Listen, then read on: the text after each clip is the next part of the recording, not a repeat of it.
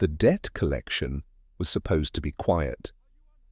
That was what her father had told her the night before, his eyes finding a particular spot on the wall, somewhere above her left shoulder, because he had not been able to look at her directly in some years. A quiet exchange, he had said, a private matter between a man and the men he owed, nothing public, nothing that would follow her.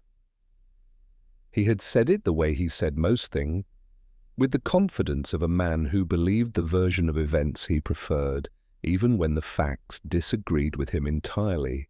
Standing now in the great square of Aldrath's capital, with what appeared to be half the city pressed against the surrounding buildings, Mara understood that quiet had never been part of the arrangement, not for the people she was being delivered to. Lord Casvin, regent of Aldrath and the second most powerful man in the kingdom, stood on the steps of the merchant hall in robes the colour of bruised plums. He was 60 years old and had the particular quality of stillness that comes not from peace but from patience, the stillness of a man who has been waiting a long time for a number of things and who has arranged most of them to arrive on the same morning. His silver hair caught the pale light. His composure was total and practiced and absolutely deliberate. To his left stood her father, small and grey and sweating despite the cold, staring at the cobblestones. He did not look up when she crossed the square. She had stopped expecting him 2 years ago. Mara was 22 years old. She wore her only decent dress, which was not very decent, and she carried nothing because she owned very little worth carrying. She had spent the night deciding how she would do this. Not whether, because there had never been a whether, only how. And she had decided that the one thing she could control on this particular morning was the manner in which she arrived at the thing she could not avoid. She would not run, she would not beg, she would not give the crowd the one thing they had come to the square to see. She walked with her chin level and her hands at her sides and her face showing nothing that she was not choosing to show. "The debt is recorded," Casvin announced as she reached the base of the steps. His voice carried effortlessly across the square, the voice of a man who had spent decades ensuring he was heard. 40,000 marks owed by one Bren of the lower quarter. Unable to satisfy the debt in coin or property, he has agreed to its satisfaction by other means. A pause, brief, theatrical, landing exactly where he had placed it. "His daughter, Mara, will enter my household for a period of no less than 5 years. She will serve at my discretion." Serve. She held the word at arm's length and examined it. She had heard other words moving through the crowd on her walk across the square. Slave, bedgirl, property, Casvin's new acquisition. She thought that none of these words would become how she thought of herself, regardless of which building they made her sleep in. She thought that the words people used for you were never the words that mattered. The words that mattered were the ones you used for yourself. She was still thinking this when the square changed. The sound arrived first, a rolling, close thunder of hooves on stone, moving fast, and then stopping faster, and the crowd flinched and parted in the automatic way of people who had spent their lives knowing what was expected of them when the royal guard appeared. Mara turned slowly. She had decided sometime in the night that today was a day she would not flinch. She turned and looked directly at the Alpha King of Aldrath. She had built him from rumour and second-hand account alone, and the version in her head had been older, heavier, more obviously terrible. The man on the midnight-coloured horse was not yet 30, lean and dark-haired, with the controlled economy of posture that came from a body that had been taught very young that stillness was a form of authority. His eyes, when they found her across the square, with a pale silver of water over stone. They stayed on her. He dismounted without looking away. His guard moved to flank him, but he walked ahead of them directly through the parted crowd, and she watched him come and held her ground because her feet had been told hours ago that they were not to move backward today. She became aware, somewhere in the 15 seconds it took him to cross the square, that her palms were warm. They had always done this, gone warm when she was frightened or when something significant was pressing toward her through the ordinary fabric of a moment. She had never fully understood why. She had spent her entire life not understanding why, and spending considerable energy ensuring that no one else could tell. She kept her hands at her sides. The king stopped 3 feet from her, and close up the coldness in his eyes was more complicated than distance had suggested. It was not simple severity, there was something underneath it, something controlled, contained, the way a fire is contained in a hearth rather than extinguished, as though the coldness was a practice rather than a nature. "Your name?" he said. His voice was low, unremarkable in its volume, the voice of a man who had never needed to raise it. "Mara," she said. She met his eyes directly because she had decided that too. Just Mara. Something moved through his expression. She could not name it. It was there for less than a second, and then it was gone. He turned to Kasvan, and the temperature of his attention shifted completely. "What is the debt?" Kasvan descended 3 steps, his composure doing smooth, quiet work. 40,000 marks, my king. A private arrangement fully within the law between this man and my household. I apologize if the venue was inelegant. 80,000, the king said. The square went silent in the complete way that squares go silent when something has happened that no one was prepared for. Kasvan's mouth opened and closed. My king, I will pay the debt. 80,000 marks, double what is owed, with a surplus to see the debtor's family settled before nightfall.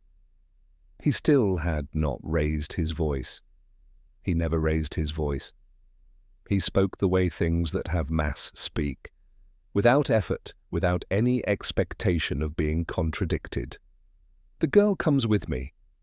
My king, this arrangement was already... This is not a negotiation, Kasvan. The king turned and looked at his regent, and Mara, watching, saw the regent go very still in the way of a man whose composure has been constructed for exactly this kind of pressure. The stillness held, but something behind it shifted. I have purchased the debt. Under the law of this kingdom, the matter is resolved. Is that contested? A silence long enough to mean something. No, my king, Kasvan said, smooth as silk over ice. Of course not. The king turned back to Mara. The pale eyes held nothing demanding, nothing presumptuous. They simply waited. Come, he said. She thought very briefly and precisely about the nature of her available options. She thought about what 5 years in Kasvan's household had been likely to mean, and what the king's household might mean instead. And she thought about the look that had moved through Kasvan's face before the silk came back over it. The look of a man whose plan had been interfered with in a way that was going to cost someone, and that someone was not going to be him if he had anything to say about it. She fell into step beside the king.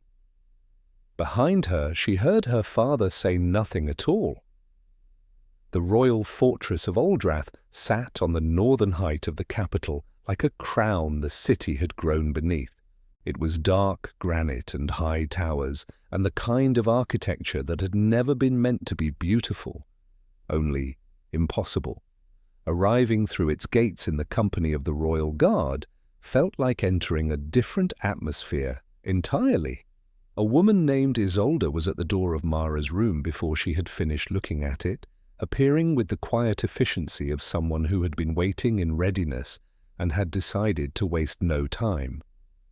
She was Mara's age, brown-eyed, quick in her movements, and possessed of a manner that managed to be simultaneously deferential and entirely honest. "The East Wing is quieter than the West," Isolde said. "The kitchens will send whatever you prefer. You have the freedom of most of the fortress." A brief pause. "Be careful of 3 of the upper servants. They report to the regent. I will tell you which ones when we have more privacy." Mara looked at her. "Why are you telling me this?" Isolde met her eyes steadily. "Because you walked across that square this morning without running," she said, "and I thought that was worth something." The king's study was high and serious and full of maps and the accumulated weight of decisions. He was at the window when she was brought in. He let the silence run for a moment before he turned, which she recognized immediately as his method. He liked to observe before he engaged, and he liked people to know that he had been doing it. She used the time to observe him in return. He was tired. Not in the way of a single sleepless night, but in a deeper, longer way, the kind of tired that settles into a person's face from years of carrying something without being able to put it down, and he was keeping his left hand slightly angled away from her, almost imperceptibly. She would not have noticed it if she were not in the habit of watching for the things people tried to hide. "You are owed an explanation," he said, turning finally. "I would appreciate one." He came away from the window and stood at his desk rather than behind it, braced on his hands, and looked at her with a directness she suspected he showed to very few people. "I need to tell you something I have not told another living person," he said. "I'm telling you because I believe you are necessary to it, not because I have decided to trust you comprehensively. That is not an insult. It is the truth." She crossed her arms. "That is a very honest beginning. I find honesty faster." He paused. "There is a curse on me. It has been in place for 6 years. A witch in the northern reaches laid it at the commission of someone inside my own court. It works by freezing. It began with the capacity for feeling. Compassion first, then warmth, then anything resembling love. And it has been moving outward into the physical ever since." He turned his left hand over briefly. The back of it was faintly wrong, blue-veined in a way that had nothing to do with cold weather. "It is progressing. I've run out of conventional options." She was very still. "And you think I can help?" she said. "I know you can." Something in his voice shifted. Not quite raw, but close to it. "What you carry, I felt it across the square this morning. Old fire, something in it responded to the curse the way warmth responds to cold. I do not entirely understand the mechanism, but I have been without options long enough to recognize one when I feel it." He looked at her directly. "What are you?" The question found a very quiet part of her. "I do not know," she said honestly. "I have never known. I have spent my entire life making certain no one asked. I am asking."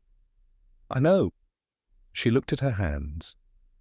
"What I can tell you is that it has always been there, since I was very small, and it has always been strongest around things that needed it." A silence.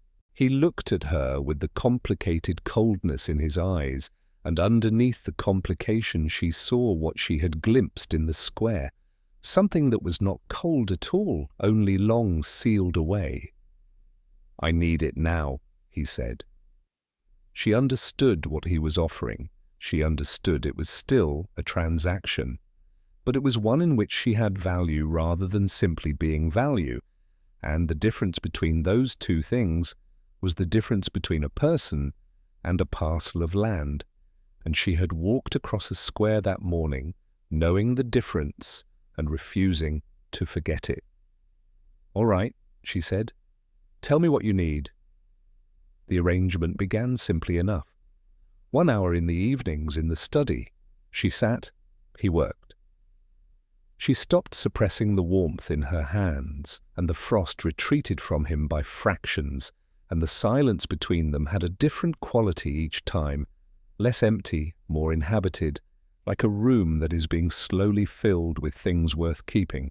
She learned the fortress by walking it in the mornings.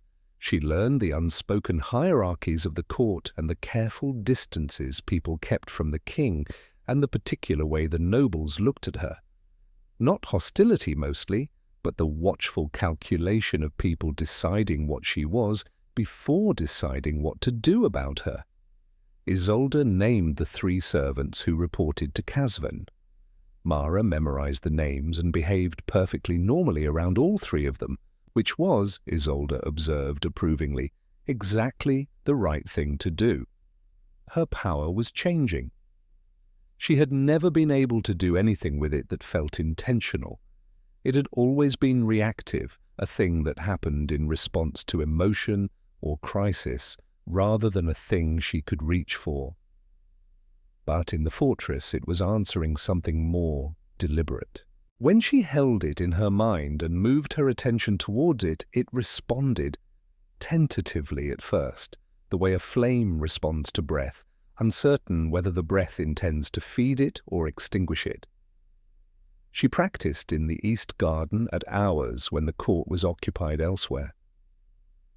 She let the warmth rise through her hands without suppressing it, and shaped it gradually, carefully, into something she could direct. Isolde watched from the garden wall one afternoon, and said nothing for a long time. "It is old?" Isolde said finally, not as a question. "Yes." Mara turned the light in her palm slowly, feeling its edges. "Older than anything I was taught exists." "Does the king know how old?" "He knows what he felt." Mara closed her hand. "I think neither of us fully knows what it is yet." The frost came without warning on the 12th day. She heard it from the library, a sharp, controlled sound from the corridor, the exhale of a man forcing something back beneath the surface. She was through the door before she had made a decision to move. He was braced against the corridor wall, his left hand flat against the stone, frost spreading outward from his fingers in a broad, pale arc. His face was white. His eyes, when they found her, held something she had not seen in them before, helplessness, barely visible, quickly suppressed, but there. She crossed the corridor and covered his hand with hers. The warmth came up through her in a wave she had not anticipated, larger, more purposeful than anything she had previously allowed. It went toward the cold the way fire goes toward darkness, direct and certain. The frost stopped spreading. He was shaking slightly, which she felt through her palm, and then the shaking stilled and the frost began to retreat, slowly, until the stone beneath their joined hands was ordinary again. His breathing steadied. She felt his pulse slow. He turned his hand over slowly, so that her palm rested in his, and looked at their hands with the expression of a man examining something he does not have words for yet. "You should not have," he started. "Don't," she said quietly. He was quiet. Then, "What does it feel like when you do that?" "Like lighting something that has gone out?" She looked at their joined hands. "I know that is not useful. It is actually quite precise." His voice was rough and honest and nothing like his court voice. He held her hand for a moment longer than the situation strictly required. She let him. Neither of them said anything that would have been accurate to say in that corridor, because some things are more honestly communicated by the length of a silence than by any sentence available. He let go. They walked in separate directions. She carried the warmth of his hand in hers for the rest of the day. Things were different after that. the careful distance became something else. Not absence of care, but a different kind. He began to look for her before he entered rooms, his eyes moving until they found her. She found herself doing the same. The hour in the evenings stretched without either of them commenting on it. He told her about the curse properly, not just its mechanism, but its history. He had been different before it, he said, younger and less guarded, more willing to extend trust. He had extended it to the wrong person, and someone had used it against him, and the 6 years since had been a process of managing what remained after the warmth had been systematically removed. "Does it hurt?" she asked. He considered it seriously, which she had come to recognize as his method with questions he respected. "It is more like forgetting," he said, "forgetting that anything ever had weight. On the worst nights I cannot remember what it felt like to want something for myself, rather than for the kingdom." He paused. "That is the part that frightens me most." She thought about that for a long time after she left the study. She thought about what it would cost a person to feel nothing, and what it would cost them to start feeling again when they had been empty for 6 years, and what kind of person chose to start feeling again in spite of the cost. She thought it was probably the same kind of person who walked across a square with their chin up because they had nothing else left. He brought her once to the high window of the East Tower, which looked out over the entire city. He told her in a voice stripped of its usual management that this was where he came when the curse was at its worst, because the city helped him remember there were things to hold on to. "What things?" she asked. "The weight of them," he said, looking out. "The fact that they are down there trusting me to not let this win." He was quiet a moment. "It has been enough, most of the time."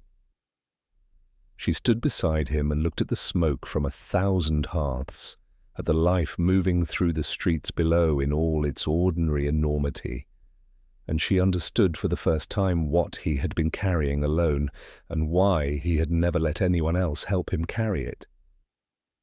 "You just needed the fire," she said quietly, "to help you hold it." He was very still. Then he reached out and touched her hand where it rested on the window ledge, his fingers against her knuckles. Light and deliberate and entirely honest. She turned her hand over and held his. They stayed there until the sun went behind the northern hills, and the city below them went amber and then grey, and neither of them moved, and the warmth between their joined hands was the most uncomplicated thing Mara had felt in 22 years. She lay awake a long time that night, and understood that the transaction had become something else entirely, and that she had no desire at all to go back. She thought about what it meant to be bought, and what it meant to be chosen, and how she had arrived at the second by way of the first, and how the distance between those two things was the distance she had walked across the square, not very far in steps and enormous in every other way that mattered. The danger arrived on a Tuesday in the form of Lady Seven. She came from the south under Casvan's seal, beautiful and composed and absolutely precise in every small gesture she made. She was the daughter of Aldrath's oldest noble family, positioned by lineage and manner as the obvious choice for the role that Mara had been quietly, inexplicably, and by degrees beginning to occupy instead. She made her assessment of the situation with efficient clarity during the first hour she spent in the fortress. At the first dinner, she looked at Mara across the table and spoke with a voice calibrated perfectly to carry. "The merchant girl," she said. "How original of His Majesty to expand his household by such unconventional means." Mara smiled pleasantly. "How original of Lord Casvan to expand his political manoeuvres by such unconventional timing." A silence spread across the table, like weather arriving. The king, at the head, appeared to be examining a piece of bread with great concentration, but there was something at the corner of his mouth that was not quite neutral. Seven's eyes went cold and clear, and Mara understood in that moment that the enemy had been made long before this dinner, and that nothing at the table was accidental. Isolde came to her the following morning with information she had not sought but had been waiting to receive. "Your room was searched last night," Isolde said quietly and without preamble. Sevena's maid. She spent half an hour. She found nothing, but she was not looking for an object. "She was looking for something to use," Mara said. "A reason to remove you, or to damage the king by association." Isolde's voice was precise and flat. "Mara, I believe we are out of time." She went to the king that evening with everything assembled in order. She laid it out clearly: Casvan's methods, Casvan's timeline, the 3 servants reporting to him, the positioning of Seven, the pattern of the curse's recent acceleration, not random, not natural, but timed to specific increases in what Casvan needed to accelerate. Someone with intimate knowledge of the king's schedule and routines had been necessary for any of it to function. Someone who had been present and trusted for 6 years. The king listened without interrupting. When she finished, he was quiet in the way of a man processing something that had been true for a long time and was only now arriving in the light. 6 years, he said. She held the space for it. "He was the closest person to me after my father died," he said. "He held the court together when I was too young and too new to do it alone." He stopped, began again. "I trusted him more than anyone I have ever trusted." "That is what made it possible," Mara said, "and that is what makes it hard. But you need to hear the rest." He looked at her. "He will move within days," she said. "Searching my room means he no longer believes he has time to be subtle. Whatever he has been building toward, he is almost at the end of it." The king straightened slowly. Something happened in his face. Not the cold, not the controlled management she had come to know, but something awake and fully present, the look of a man who has decided. "Then we do not give him the days he needs," he said. He told her what he had already prepared, what documents existed, where they were held, which members of the council could be relied upon, and which were under Casvan's influence. She listened and added what she had observed, and they built something together in the study that was not a plan so much as a commitment. This would end, and they would end it together. She was at the door when he said her name. She turned. He was looking at her the way he looked at her from the east tower window, with everything visible, nothing held back. "Whatever happens," he said, "I need you to know that I am not doing this for the kingdom." He held her gaze. "I'm doing it for you." The fire in her chest rose and steadied. "I know," she said quietly. "Get some sleep."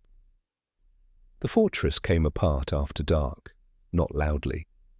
Casvan had spent 6 years ensuring his pieces were in exactly the right places, and he moved them with precision, and 12 guards wearing the king's crest, who answered a different name, positioned at exits and stairwells and the great hall's doors. The distraction at the eastern gate was a fabricated border report designed to draw the outer guard out and leave the interior open. Mara felt the change in the silence before she heard it. Something in the air that was wrong.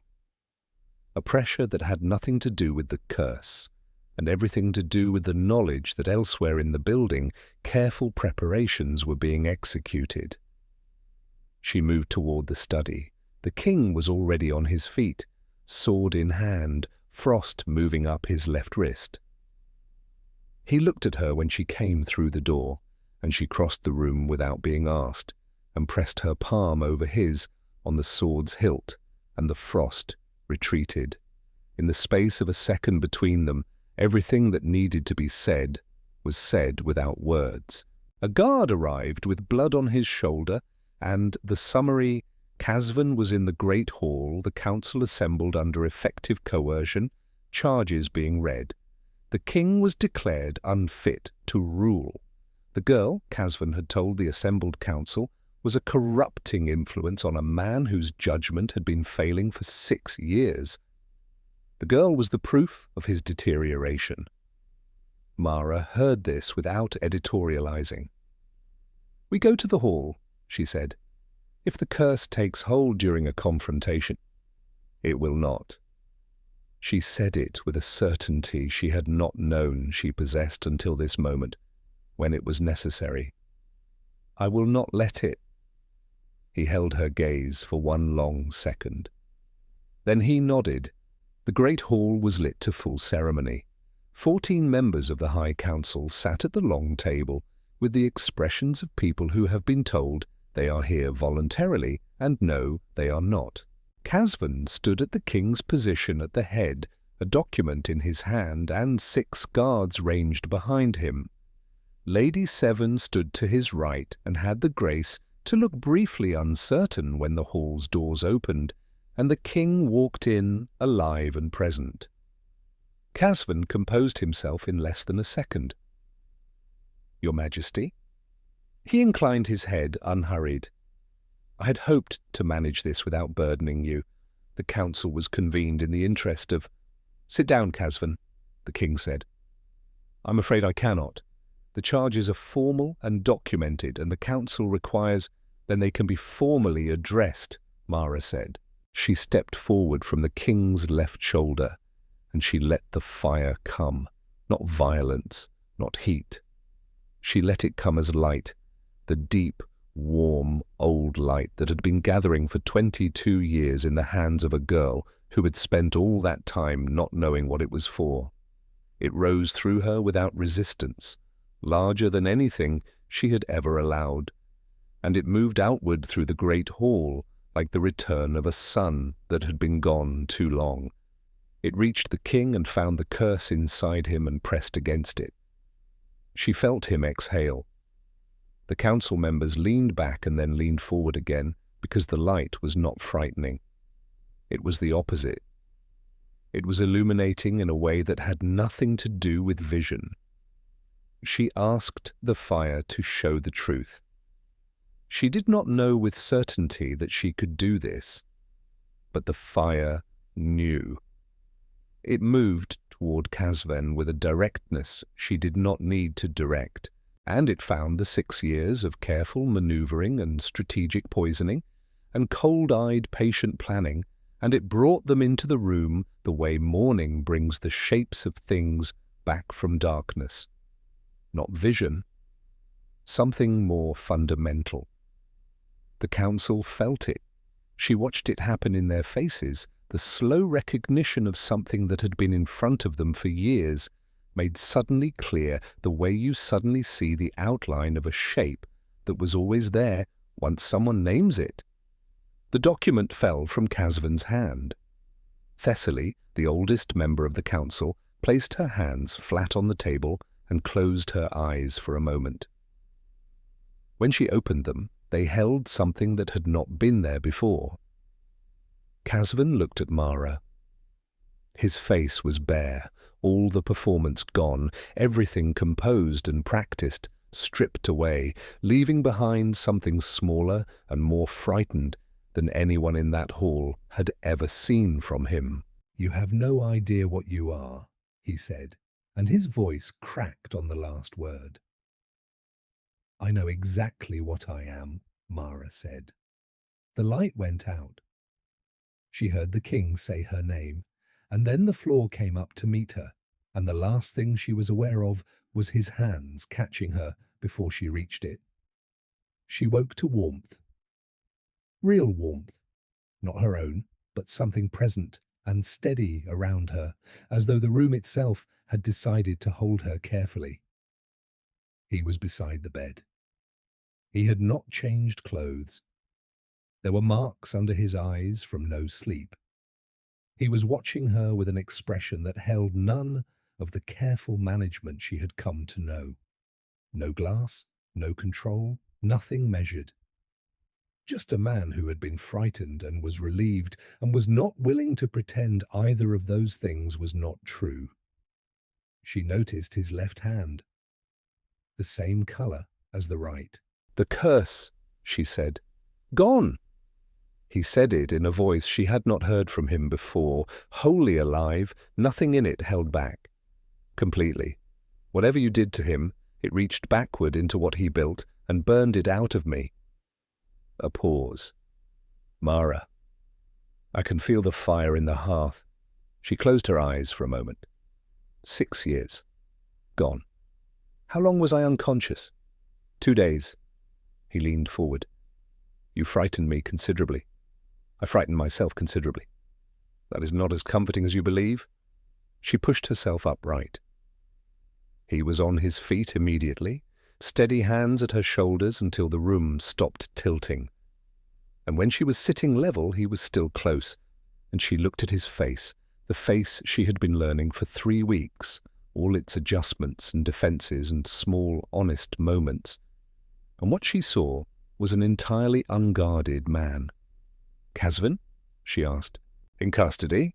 The council ruled formal and unanimous. 6 counts of treason. He has been exiled to the Northern Territories." A very brief pause. "Near where the witch lived. I found that appropriate." "And Sevener? Gone before dawn." Something almost like grim amusement. "She appears to have reconsidered her position." Mara nodded. Then she looked at him directly. "You have been sitting here for 2 days," she said. "Yes." "Kyle." She used his name because she was not going to stop using it now, not for any reason. "What are you doing?" He looked at her with the expression of a man who has decided to say a difficult thing and is not going to let the difficulty stop him. "I am sitting here so that when you woke up, you would see me," he said. "Not a guard, not Isolde." "Me?" He held her eyes. "I wanted you to know the first thing that I was here." The warmth in her chest moved through her quietly and completely. The warmth of something that has found the place it belongs and recognizes it without effort. "Cale," she said, "I love you." I tried to think of a more complicated way to say it, and I could not find one that was more accurate. He was quiet for a moment, and the expression that crossed his face was extraordinary. Something that had not been able to exist for 6 years, arriving now, all at once, fully formed, warm and unhidden, and looking directly at her. "I love you," he said. "It is embarrassingly simple to say once you try." She laughed. He smiled, and it was the most completely honest thing she had ever seen on a person's face. He took her hand. She held his. The warmth between them was ordinary and extraordinary in equal measure, and entirely at home. The coronation was held 3 months later on a clear morning in late spring, when the sky over the capital was the particular shade of blue that appeared only after the last cold had finished. The blue of something that had waited out a long season and was now wholly itself. Mara stood in the great hall in a gown the colour of banked embers and looked at the assembled court, and she found, face by face, something she had not prepared herself to find. Thessaly, the old counsellor, who had come to her chambers the morning after the confrontation and asked plainly whether the new queen would require a political ally and who had become one. Isolde, standing in the front row of the attendants, with tears moving quietly down her face and the particular expression of a person who is completely satisfied with how something has turned out, and Cale at the front of the hall, watching her with everything visible on his face, the man who had been frozen for 6 years, standing now in the full thaw, present and warm and holy himself. Thessaly placed the crown. "Queen of Aldreth," she said, and the words landed with the weight of something that had always been true and was only now being spoken aloud.